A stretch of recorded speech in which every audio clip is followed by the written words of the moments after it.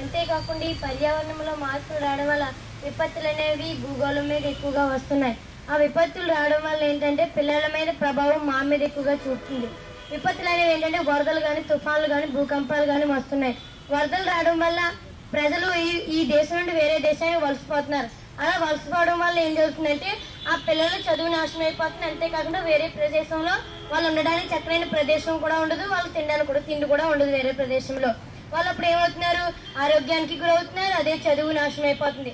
అంతేకాకుండా తుఫాన్లు రావడం వల్ల ఏం జరుగుతుందంటే కొంతమంది తల్లిదండ్రులు ఉంటారు, వాళ్ళు ఏం చేస్తారంటే పిల్లలు చెప్పిన విధంగా ఏంటంటే గ్రీన్ అంబాసిడర్స్ వీరందరికీ కూడా పచ్చదనానికి దూతలుగా 5 రాష్ట్రాల నుండి జార్ఖండ్, ఛత్తీస్గఢ్, ఒరిస్సా, ఆంధ్రప్రదేశ్, తమిళనాడు నుంచి ఈ యాత్రలో ప్రారంభించి ముఖ్యంగా శివులగూడలో, ఒరిస్సాలో ప్రారంభించి ఈరోజు గుంటూరుకు రావడం, ఈ యొక్క బృందానికి నాయకత్వం వహిస్తున్నారు శశి గారు.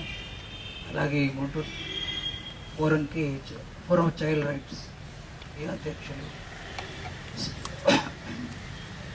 మన రోషన్ కుమార్ గారు, అలాగే చంద్రశేఖర్ ఏపీడి గారు, అలాగే ఈ ఫోరంకి సంబంధించిన appreciate, admire and congratulate all of you who are taking part in this rally. It certainly is a great inspiration, not only for your fellow children, but for all the youth, even for the adults.